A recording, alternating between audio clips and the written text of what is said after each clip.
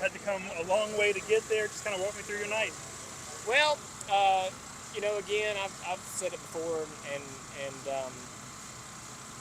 it's just so tough qualifying this car. I don't know what it is I need to do, but we're going to set out with a plan to try to figure out how to learn what I need to do to drive this car the way it needs to be driven. I think the car should have qualified around, you know, anywhere from 5th to 10th, but I just can't find the speed in it, and I'm driving it the wrong way. But so we qualify poorly, and it kind of forces us to try to, you know, to ride and save the tire. I think, you know, if you're Butterbean or some of those guys that qualified in the top 5, yes, you can fade back a little bit, but you're not fading back to 25th. You're fading back to 10th or 15th, and then you decide to move forward. And you know, so we don't have that luxury when we don't qualify well. So I got to pick that up. Started in the back around 22nd, and just kind of rode, knowing when the cautions were going to fall.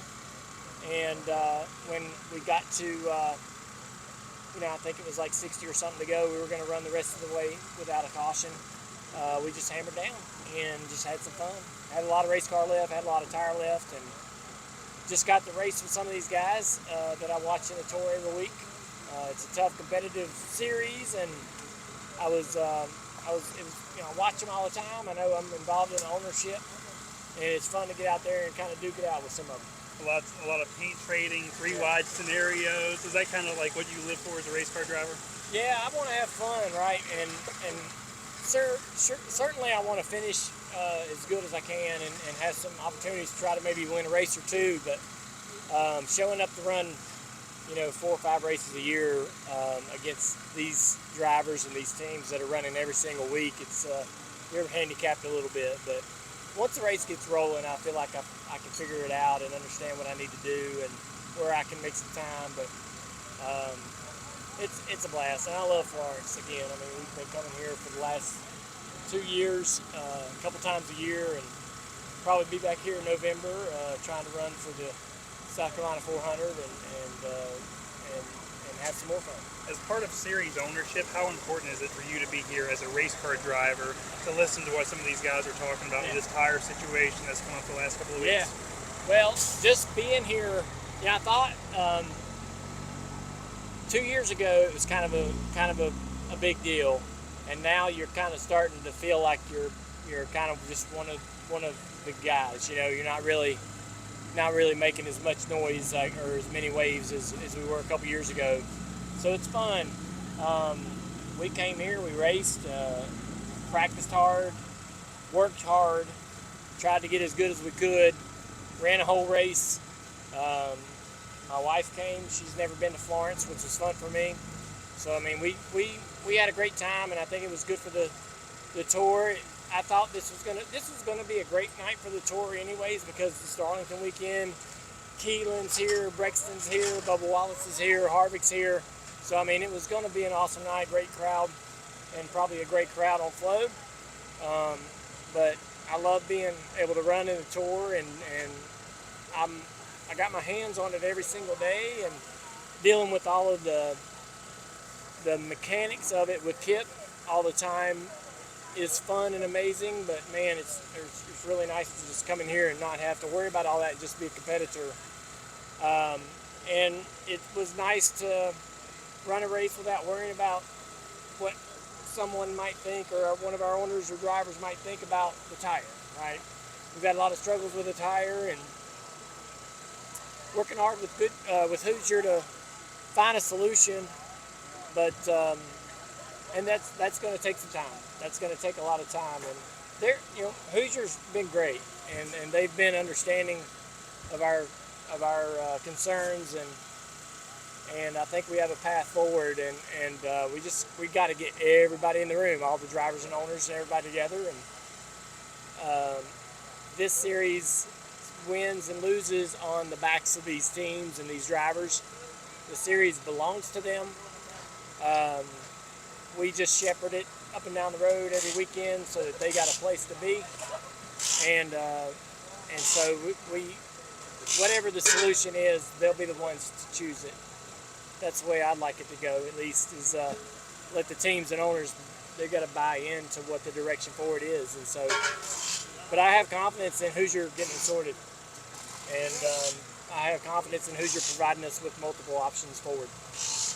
You ran New River on the ST2s and back on the F45s tonight. So from a racing standpoint, which of the two did you enjoy more, and how different is the racing from the driver's seat? I like the 45 because it gives me a shot to try to be smart about how I drive the car and protect the tire, so that at the end of at the end of 80 laps, I might have a better grip on the racetrack and better tire to be able to work forward.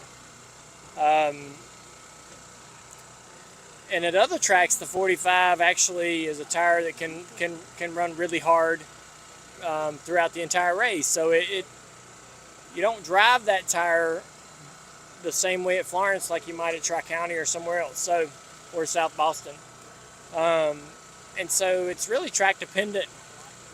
And we've all lived on this 45 forever, so we're very comfortable and confident in that tire.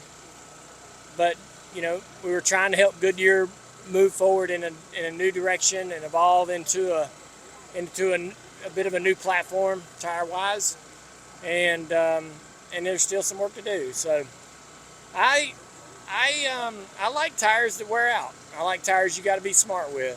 I like tires that you can't drive like a lunatic on. And so, you know, the 45's a good fit for me. If we were coming here to race tomorrow, I'd rather run the 45, but it's just my preference. And Hoosier can build that tire. And so, but you know, if we're going to go to Wilkesboro, we can't run the 45 there. It won't live. We have to have a different tire. And so it's track dependent, really, on what kind of tire you really need. And you mentioned how much you love Florence, and we know how much this track means to you. So did you learn anything tonight that you can bring back for the 400? Tonight was the first time I ever ran the top. Okay, right? I felt like I'd been up there trying to figure it out for the last couple of races, and I think when Kay Brown won here, we were all running to the top, and I just couldn't really get it going like Carson and some of those guys in the top 5 that night. But I felt like I figured it out tonight. And when it's really hot here in Florence, the cars are tight. Trying to roll the bottom is really hard because the front doesn't turn. Can't make any time down there, and you almost have to go to the top, even though you know you're going to be harder on your tire up there. But it's just, I love that. I love it. It's a really big challenge. It's a mind game. It's a physical game. It was really hot tonight, miserable in the car. So this race will throw a lot at you. Dale, will it suit your driving style when you come back here in November and the temperatures drop?